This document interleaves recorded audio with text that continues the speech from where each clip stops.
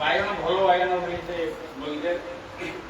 ଆଉ ସେଥିରୁ ପୋକ ଯେମିତି ଆମେ ଗଲୁ ତାଙ୍କ ପାଖକୁ, ସେଠୁ ସେ ଯେତେବେଳେ ବାନ୍ତି ଦେଇ ତମେ କୁଆଡ଼େ ହେଲ, କାହିଁକି ଆସିଛ, କ'ଣ ନେଇକି ଆସିଛ, ସାଙ୍ଗେ ସାଙ୍ଗେ ତିନିଟା ପ୍ରଶ୍ନ ପଚାର। କ'ଣ ମୁଁ ଏହାର ଉତ୍ତର ଦେବି ଏ ମହାପୁରୁଷ ମୁଁ କିଛି ଜାଣିପାରୁନି। ମାନେ ୟା ଭିତରେ ଗୋଟେ କିଛି ଗଭୀର ତତ୍ତ୍ୱ ଅଛି। ଆଉ ତା ନହେଲେ ଏମିତି କାହିଁ ସେ ପଇସା ଦୁନିଆକୁ ସମସ୍ତେ ଆସନ୍ତି, ଆମେ ଆସିଲୁ, କାହିଁକି ଆସିଲ, ଆଉ କ'ଣ ନେଇକି ଆସିଛ? ଆମେ ଆଶ୍ରମରେ ଆଉ ଦେଶୀ କଦଳୀ ଭଲ ହେଇଥିବା, ଆମେ ସବୁ ଠାକୁରଙ୍କ ପାଇଁ ନେଇକି ଆସିଛୁ। ଷଡ଼ାଙ୍ଗୀ ଆଶ୍ରମରେ ସେ ମାଟି ପୋତା ହେଇଥିଲା, ଭଲ ଦେଶୀ କଦଳୀ হয়। ତାକୁ ପରିଚାଳକ ଦେଖିକି ଭାରି ଖୁସି ହବ। ଆଉ ପୁଣି କ'ଣ ନେଇକି ଯିବୁ, ଆମେ ତ ଏଠୁ ନେବାକୁ ଆସିବୁ। ସିଏ ପଚାରିଲେ ନେଇ ବାଧାନ୍ତି କହିଲେ ପ୍ରଶ୍ନକର୍ତ୍ତା ତାଙ୍କ ଆଡୁ ଉତ୍ତର ଦେବ। ଯିଏ ପ୍ରଶ୍ନ ପଚାରିଛନ୍ତି ସିଏ ତାଙ୍କ ଆଡୁ ଉତ୍ତର ଦେବ। ନା ଯଦି ଉତ୍ତର ଜାଣିବାକୁ ଚାହୁଁଛ ତାହେଲେ 3 ଦିନ ପାଇଁ ଛୁଟି ନେଇ ଆସିବ। ଏ 3ଟା ପ୍ରଶ୍ନର ଉତ୍ତର ଜାଣିବା ପାଇଁ 3 ଦିନ ଛୁଟି ନେଇ ଆସିବ, ତାହେଲେ ଉତ୍ତର ଜାଣିବ। ମହାପୁରୁଷ କହୁଛନ୍ତି ଆଉ ଯିବା, 3 ଦିନ ଛୁଟି ନେଇକି ଗଲେ। ପ୍ରଥମେ ପ୍ରଥମ ପ୍ରଶ୍ନର ଉତ୍ତର ତୁମେ କ'ଣ ନେଇକି ଆସିଛ? ଏ ସଂସାରକୁ ଆମେ ମାଟି ଦେହଟେ ନେଇକି ଆସିଛେ। ଏ ଦେହଟା ମାଟିରେ ମିଳେଇଛି, ପଞ୍ଚଭୌତିକ ଦେହ ଏଇଟା, ଏ ପଞ୍ଚଭୂତରେ ମିଶି ସେ ସେଇଟା କହିଲେ କ'ଣ ନେଇକି ଆସିଛ? ନା ମାଟି ଦେହଟେ ନେଇକି ଆସିଛ। ଆଉ କ'ଣ ନେଇକିରି ଯିବ? ନା ସୁନା ଦେହଟେ ନେଇକିରି ଯିବ। ଆଉ କ'ଣ ପାଇଁ ଆସିଛ? ନା ମାଟିଟାକୁ ସୁନା କରିବା ପାଇଁ। ଏ ମାଟିଟାକୁ ସୁନା କରିବା ପାଇଁ ଆସିଛ। ତାମାନେ ପ୍ରଥମେ ମାଟି ଦେହଟେ ଆମେ ନେଇକି ଆସିଛେ, ଏ ନରାକୃତି, ଆଉ ସେଟା ମାଟି ଦେହଟା ପୁଣି ସୁନା ହବ। ସୁନା କେମିତି ହବ? ନା ସଦ୍ଗୁରୁଙ୍କ ଯୋଉ ତମର ଚିତ୍ତଟା ଏଭଳି ବିଶୁଦ୍ଧ ହବ ଯେ ତମେ ଆତ୍ମସ୍ୱରୂପରେ ପ୍ରତିଷ୍ଠିତ ହବ। ମାନେ ସେ ହେଲା ସୁନା। ମାନେ ଭକ୍ତ ଦେହଟା ହଉଛି ସୁନା ଦେହ, ସେବକ ଦେହଟା ହଉଛି ସୁନା ଦେହ। ସେଇଟାକୁ ସୁନାରେ ପରିଣତ କରିବାକୁ ଆସ, ମାଟିଟାକୁ ସୁନା କରିବ। ଆଉ ସେବକ ଦେହ ହେଲେ ସେଠି ଯାଇକିରି ସେବା କରିବ। ଯୋଉଠି ତମେ ଆସିଛ, ଯୋଉ ନିତ୍ୟ ଲୋକରୁ ଆସିଛ, ଠାକୁର ଆମକୁ ବାରମ୍ବାର କହୁଛନ୍ତି ମୁଁ ହଉଛି ନିତ୍ୟ ଲୋକର ଶିଷ୍ୟ ପୁରୁଷ, ତୁମମାନେ ମୋର ପାର୍ଶ୍ୱ। ଆଉ ଗୋଟେ ଲୀଳା ଛୁଆରେ ମୁଁ ତୁମମାନଙ୍କୁ ଆଣିବି। ଆମର ସେଇ କଥାଟା ଉପରେ, ଗୁରୁଙ୍କ କଥା ଉପରେ ଆମର ଦୃଢ଼ ପ୍ରତୀତି ହଉନି। ଦୃଢ଼ ପ୍ରତୀତି ହେଇଗଲେ ସେଇଠି ସବୁ ସେ କହୁଛନ୍ତି ଯେଉଁଦିନ ଗୁରୁଦେବ ଶିଷ୍ୟ ଲକ୍ଷ୍ୟ କରି ବୋଲିବେ ଯେ ତୁମେ ମୁକ୍ତ, ତୁମେ ଜ୍ଞାନୀ ବୋଲି। ଗୁରୁଦେବ ଯୋଉ ଦିନ କହିଦେବେ ତୁ ମୁକ୍ତ, ତୁ ଜ୍ଞାନୀ, ତୋର ଜ୍ଞାନ ହେଇଯାଇଛି, ହଁ, ସେହି କ୍ଷଣି ଶିଷ୍ୟ ଲଭେ ଜ୍ଞାନ ମୁକ୍ତ। ସେଇ କ୍ଷଣି ତର୍ଜଣ୍ଡେ, ମାନେ ସେତେବେଳେ ଯୋଉ ଆମର ଗୁରୁ ଆଶ୍ରମରେ ସବୁ ଶିଷ୍ୟମାନେ ଯାଇକି କ'ଣ କି ଗୁରୁଙ୍କ ଆଦେଶ ପାଳନ, ସେ ସତ୍ୟ କାମକୁ କହିଲେ ଗୋଚାରଣ କରିବେ। ଗୋଚାରଣ କରିବାକୁ ଯାଇକି ସେ 100 ଗାଈକି ନେଇକି ଯିବୁ, 1000 ଯୋଉଦିନ ହବ ସେଦିନ ନେଇକି ଆସିବେ। ଆଚ୍ଛା, ସେ ଗୋଚାରଣରେ ସତ୍ୟ କାମ ଗୁରୁଙ୍କ ଆଦେଶଟାକୁ କିଭଳି ଭାବେ ପାଳନ କରିବ? ସେ ପୁଣି ଭିକ୍ଷ ମାଗିଲା, ନିଜେ ତ କ'ଣ ଖାଇବ, ପୁଣି ଭିକ୍ଷ ମାଗିଲା, ଗୁରୁ ମନା କରିଦେବ। ତୁ ଯୋଉ ସମୟରେ ଭିକ୍ଷ ମାଗିବାକୁ ଯାଉଛୁ ଗୁରୁମାନେ ତ ଉପଯୁକ୍ତ ଖାଦ୍ୟ ଖାଇପାରୁନଥିବେ, ତୁ ଭିକ୍ଷ ମାଗା ବନ୍ଦ ହେଲା। ଭିକ୍ଷ ମାଗା ବନ୍ଦ ହେଲା, ଖାଇବ କ'ଣ? ସେଠୁ ଫଳମୂଳ ଯୋଉ ମାସରେ ଯୋଉ ଫଳ ଜଙ୍ଗଲରେ ମିଳେ ସେକୁ ଖାଇଲା। କିଛି ଦିନ ପରେ ଆଉ ଫଳ ଶେଷ ହେଇଗଲା, କ'ଣ କରିବ? ସେଠୁ ଗାଈ ଚେରରେ ବାଛୁରୀ ଖାଇସାରିଲା ପରେ ଗାଈ ଚେରରେ ଯାହା ଲାଗିଥାଏ ସେକୁ ଖାଇକି କିଛି ଦିନ, ଆଉ ବାଛୁରୀ ପାଟିରେ ଯୋଉ କ୍ଷୀର ଲାଗିଥାଏ ତାକୁ ଚାଟିକିରି କିଛି ଦିନ। ଗୁରୁ ଏ କଥା ଜାଣିଲେ, ଗୁରୁ ଜାଣିଲେ କିଏ? ତୁ କ'ଣ ବାଛୁରୀ ମୁହଁରୁ ଆରେ ବାଛୁରୀ ତାକୁ ପାକୁଳି କଲେ ତାକୁ ପୁଣି ଚାଟୁଟି ସେ ନିଜେ ଖାଇବ ନିଜେ ସୁସ୍ଥ ହବ ସେତେ ମନା କରାହେଇଛି। ତୁ କାହିଁକି ବାଛୁରୀ ଖାଦ୍ୟ ଖାଇଲୁ? ମାନେ ଗୁରୁଙ୍କର ପରୀକ୍ଷା ଖାଲି ଚାଲିଛି। ସେ ପରୀକ୍ଷାରେ ସେ ସିଦ୍ଧ ହେଇଗଲା। ତାପରେ ଏମିତି ଅନାହାର ନିଦ୍ରାରେ ରହିକି ସେ ତାର ସ୍ୱାସ୍ଥ୍ୟାନି ଘଟିଗଲା। ସେ ଅରଖ ପତ୍ର ଖାଇଲା ବେଳେ ଅରଖ ମାନେ କ୍ଷୀର ଛିଟିକି ଆଖିରେ ତାର ପଡ଼ିଲା ଆଖି ଆସିଗଲାନି। ଗୁରୁ ଛୋଟୁ ତାକୁ ଖୋଜି ଖୋଜି ଆସିକିରି ତାକୁ ପାଇଲେ ଏବଂ ତାକୁ କହିଲେ ତୁ ସିଦ୍ଧ ହେଇ ତୁ ଯା। ସେଇ ଦିନଠୁ ସେ ସିଦ୍ଧ ହେଲା, ତାର ଜ୍ଞାନ ହେଇଗଲା, ସେ ମୁକ୍ତ ହେଲା। ମାନେ ଗୁରୁଙ୍କ ଆଦେଶ ଯୋଉ ଦିନ ଗୁରୁଦେବ ତମକୁ କହିଦେବେ ତୁମକୁ ଠାକୁର ଆମକୁ ବାରମ୍ବାର କହୁଛନ୍ତି ମାନେ ତମେ ମୁଁ ସବୁ ମୁକ୍ତ, ତମେ ସବୁ ମୋ କାମ କରିବାକୁ ଆସିଛ। କିନ୍ତୁ ଆମେ ସବୁବେଳେ ଭାବୁଛୁ ଆମେ ବୋଧ ଆମେ ଅମକ ସଂସାର କାମ କରିବା। ଆଜି ଯୋଉ ଠାକୁର କହିଲେ ମାନେ ପ୍ରକୃତିରେ ନିଜକୁ ସୁନ୍ଦର ଭାବରେ ବୁଝେଇଲେ ତ ପ୍ରକୃତ ଭାବରେ ନିଜକୁ ଗଠନ କରିବା ହଉଛି ବଡ କଥା। ଇଏ ଖାଲି ଆମେ କହିଦେଲେ ଶାସ୍ତ୍ର ପଢିଦେଲେ ବହୁତ କଥା ଶୁଣିଦେଲେ ସେଥିରେ ହବନି। ଆତ୍ମଗଠନଟା ହଉଛି ବଡ କଥା। ଆତ୍ମଗଠନ କେମିତି ହବ? ଠାକୁରଙ୍କୁ ଆଗରେ ରଖିକିରି ତାଙ୍କ ସେବା କରିକିରି ଦିଓଳି ଯଦି ତାଙ୍କ ସେବା କରୁଥିବ ତାହେଲେ ତମର ଏଇ ଭିତର ଦେହଟା ତିଆରି ହବ। ତମର ଭିତର ଦେହଟା ଧୀରେ ଧୀରେ ସେ ତିଆରି ହବ। ଆଉ ଯେତେବେଳେ ଚିତ୍ତଟା ଶୁଦ୍ଧ ହେଇଯିବ ସେତେବେଳେ ଆତ୍ମଗଠନ ଫୁଟିବ। ସେ କହୁଛନ୍ତି ପରିଚାଳକ ଲେଖୁଛନ୍ତି ଯେ ମାନେ ହ୍ରଦସ୍ଥିତ ପର୍ବତର ପ୍ରତିଛବି ହ୍ରଦ ମଧ୍ୟସ୍ଥ ସ୍ଥିର ଜଳରେ ହିଁ ପତିତ ହୁଏ।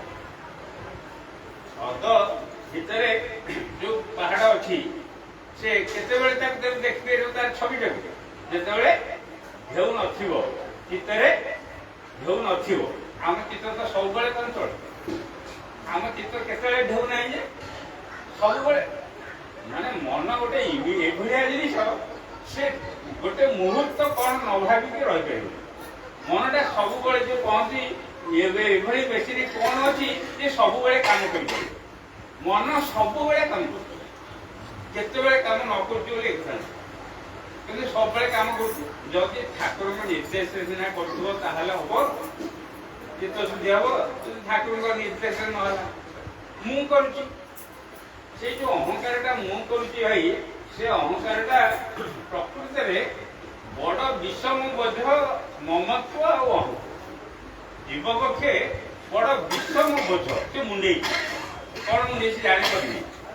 ମମତ୍ୱ ଆଉ ମୁଁ ଆଉ ମୋର, ଏଇ ଯୋଉ ମୁଁ ମୋରଟାକୁ ଯଦି ଠାକୁରଙ୍କୁ ସମର୍ପଣ କରିଦେଲ ତାହେଲେ ତମର ଅହଙ୍କାର ଆଉ ମମତ୍ୱ ଦୂର ହେଇଯିବ। ତମେ କାହିଁକି ଏତେ କଥା ଭାବୁଛ? ଯେ ଦାୟିତ୍ୱ ବୁଝିବେ ଗୁରୁ ତା ତୁରିତ, ମଥାରୁ ଯିବ ବୋଧବାର ବୁଝିବେ ଗୁରୁ ସେ ବ୍ୟବହାର। ତମେ କାହିଁକି ନିଜେ ମୁଣ୍ଡେଇଛ? କାହିଁକି ତମେ ଏତେଟା କାହିଁକି ନିଜେ ମୁଣ୍ଡେଇଛ ଯେ ତମେ ତାଙ୍କୁ ଦେଇଦଉନା? ସିଏ ସଂସାର ଦାୟିତ୍ୱ ଆପଣଙ୍କ ସଂସାର ଆପଣ ବୁଝିବେ, ମୋର କିଛି କରେନି। ଆପଣଙ୍କ କାମ ମୁଁ କରିବି, ଆପଣଙ୍କ ସେବା ମୁଁ କରିବି। ତମେ ମୁଣ୍ଡେଇଛ ନା? ତମେ କହୁଛ ମୋ ପୁଅର ଦେହ ଖରାପ ହେଲା, ମୋ ଝିଅର ଦେହ ଖରାପ ହେଲା, ଆମେ ମୁଣ୍ଡେଇଛୁ। ଆଉ ପ୍ରକୃତରେ ଆମର ଜ୍ଞାନ ଅଭାବରୁ ଆମେ ଅନେକ କଥା ଜାଣିପାରୁନୁ। ପ୍ରକୃତରେ କର୍ତ୍ତା କିଏ? କର୍ତ୍ତା ହଉଛନ୍ତି ସିଏ। ଆମେ କିଛି କରୁନୁ। ଯଦି ଆମେ ନିଜେ ଭାବୁ, ଆମେ ଯୋଉ ସେବାଟି କରୁଛୁ ଯଦି ଭାବିବୁ ମୁଁ କରୁଛି ବୋଲି ତାହେଲେ ବି ଗଲା। ଯୋଉ ସେବାଟି କର ମୁଁ କରୁଛି ବୋଲି ଯଦି ଭାବିଲି ତାହେଲେ ଗଲା। ଠାକୁରଙ୍କ ସେବା ମା କରୁଛନ୍ତି, ମା ଆମ ଭିତରେ ପଶିକି କରୁଛନ୍ତି। ଏଇ କଥାଟା ହଉଛି ସାରା। ସେ ଭାଇ ଆମର ତାପରେ ଆପଣମାନେ ସମସ୍ତେ ଜାଣିଛନ୍ତି, ମୁଁ ଅଜୟ କଣ କହିବି। ଆମର ଚତୁର୍ଦଶ କରଣ ଅଛି। ଚତୁର୍ଦଶ କରଣ ଯୋଉ ଆମ ଶରୀରରେ ସେ ଅନ୍ତଃକରଣ 4ଟା, ବହିକରଣ 10ଟା। ଏଗୁଡାକ ସବୁ କଣ? କରଣ। ବହିକରଣ ଜ୍ଞାନେନ୍ଦ୍ରିୟ, କର୍ମେନ୍ଦ୍ରିୟ। କର୍ମେନ୍ଦ୍ରିୟ 5, ଜ୍ଞାନେନ୍ଦ୍ରିୟ 5। ଇଏ 10 ବାହ୍ୟ କରଣ।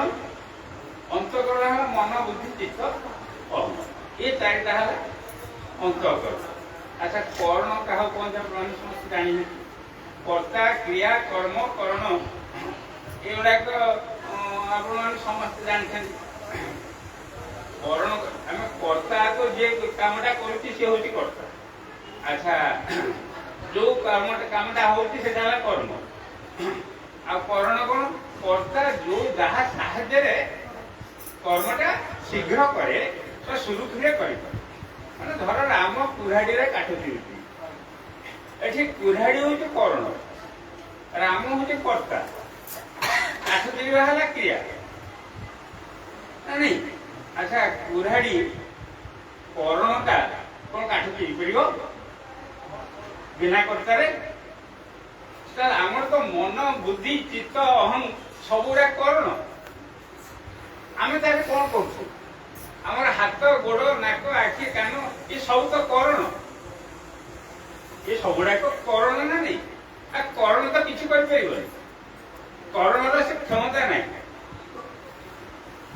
माँ पनिकी परिवा काटुंट पनिकीटा हूँ करण तो पनिकीटा कौन काटिदेव माँ न बसले माने ये आमे जेकोसी कर्म करूँ आम भावु आम कर गली मु आसली मु चलली परिचालक सब कहते सब आम लगा जिते बड़े कहे आम खाऊ आम जाऊँ आम एक कथा लिखुचु माने आम बोले आम दी जन सब बोल ठाकुर मो पाखे अच्छा ठाकुर आम एका बेड़े अच्छु तेणु आम खाऊ आम जाऊँ विश्वनाथ थे जाऊे माँ मंगला देखा विश्वनाथ आगे चलती ये पचे चलती परिचालक कहते अरे विश्वनाथ किए मंगला देखा दिवा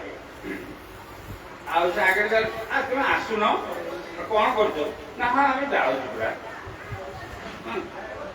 माने मु जाऊँगी मु शब्द पार्टी बाहर कहीं आम जाऊँ मैंने सी मत नौ तेणु सब आम जेकोसी कर्म करुचु आम निजी को भावी दौ कर्ता तेणु कर्ता भाविले तो कर्ता फल पाइबा आम से कर्मर फल आमको ही भोग करा पड़ो तेणु कर्मफल भोगे कर्मफल क्या छाड़ी तेणु आम जदि ठाकुर को समर्पण करदे से जो आमर जो गीत अच्छी कौन जहाँ किसी तम बाजी तम किना मोहर ये गीतटा कौन भाई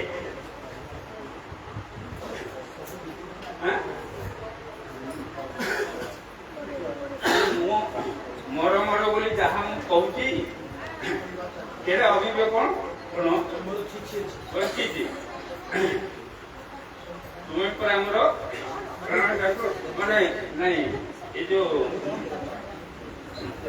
माने मोर यौवन मन जीवन जहाँ मुझी सब गुड़ाक तुमको बिकी दे तुम किणा मोहर से बाजी ये गीतटा मन पड़नी सुंदर गीतटे सुंदर गीतटे मन पड़नी आते आपण किणा मोहर बाजी माने मु बिकी दे आप किन नहीं मो जीवन जाक भर जहाँ मुझे जेकोसी कर्म कर मोर स्त्री पुत्र हानि लाभ समस्त आपन को बिकी देती सी सब आपणकर आ मोर कौन अच्छे अरे जड़े भाई आसला परिचालक पाखु सी कौन तार झीटी पिला बेले कौन भारी रोगाक्रांत होता सी जन ठाकुर को बिकी दे ठाकुर को सब बिकी दिखती जो हाँ मुझे कहा ठाकुर टेक्सी दिखती मैंने बिकी दिखती बोली तो कौन कहती हाँ हाँ रंग चरण तले ठाकुर हाँ बिकी देती जहाँ सब मोहर धन जौवन सारा जीवन हाँ अच्छा सी आसला परिचालन प्रकृत बयस है बयस ठीक कर से आसला परिचालन कर कौन कड़े आसला झील को लेकिन कड़े आसला ना आज्ञा झीर बह ठीक गला ठाकुर बिकी नवाक प्रणाम देकर ठाकुर ଠାକୁରଙ୍କୁ ପୁଣି କିଣି ନେବି ଆଉ। ନାରେ ତମେ ବିକିଦେଲା ପରେ ତମର ଆଉ କଣ ସେଥିରେ ଅଧିକାର ଅଛି? ତମେ ତ ଠାକୁରଙ୍କୁ ଦେଇଦେଇଛ, ଆଉ ଠାକୁର ଯଦି ତମକୁ ନ ଦେବେ ଏନେ କିଣିବାକୁ ତମେ ଚାହୁଁଛ ଯେ ଠାକୁର ଯଦି ନ ଦେବେ କି ଠାକୁରଙ୍କର ଇଚ୍ଛା ନାହିଁ ବିକିବା ପାଇଁ, ଆଉ ତୁ କଣ ବାଧ୍ୟ କି ନେବୁ? ଭାଇ ସେ ଝିଅ ତ ଆମର ଠାକୁରଙ୍କର, ତୁ କାହିଁକି ତାକୁ ବାହାର ଠିକ କରୁଥିଲୁ? ତୁ କିଏ ସେ? ଦେଖନ୍ତୁ ଆମେ ଯାହା ସବୁ କହୁଛେ ଆମେ ଠାକୁରଙ୍କୁ ସମର୍ପଣ କରିଦେଇଛୁ, କିନ୍ତୁ ପ୍ରକୃତରେ ଆମର ସେଟା ସମର୍ପଣ ହେଇନି। ଆମେ ବାସ୍ତବ ସମର୍ପଣ କରିପାରୁନୁ।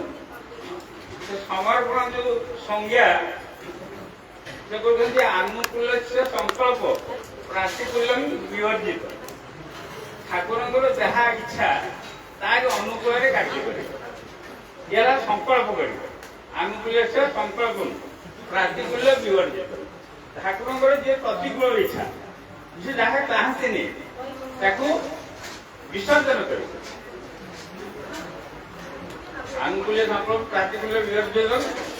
ରଖିସତି ବିଶ୍ୱାସ, ରଖିସତି ବିଶ୍ୱାସ, ସେ ଆମକୁ ସମ୍ପୂର୍ଣ୍ଣ ଭାବରେ ରକ୍ଷା କରୁଛନ୍ତି। ଆମେ ତାଙ୍କ ସେବକ, ସେ ଆମକୁ ସମ୍ପୂର୍ଣ୍ଣ ଭାବରେ ରକ୍ଷା କରୁଛନ୍ତି। ରଖିଛନ୍ତି ବିଶ୍ୱାସ ଗୋପନୀୟ ବର୍ଣ୍ଣନ କଥା, ଗୋପନରେ ତାଙ୍କୁ ବର୍ଣ୍ଣ କରିଛୁ।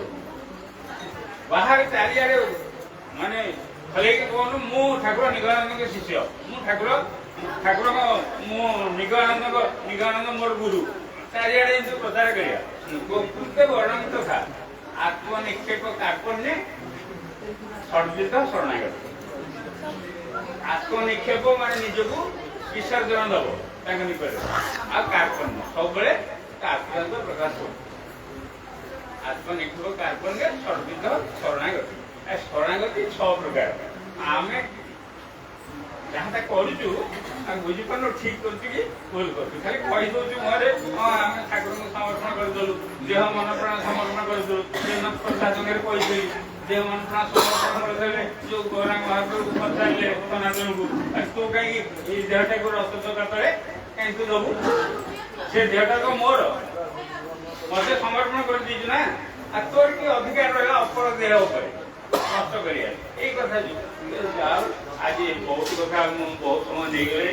ଆଜି ଭାବ ବିନିମୟ ଜାଣିଛ ତ୍ରୁଟି ଠାକୁର ନିକଟରେ, ପ୍ରତିଭା ନିକଟରେ, ସ୍ୱାସ୍ଥ୍ୟ ନିକଟରେ, ସମସ୍ତ ଭାଇମାନଙ୍କ ନିକଟରେ ଜୟ ଜୟ ଜୟ।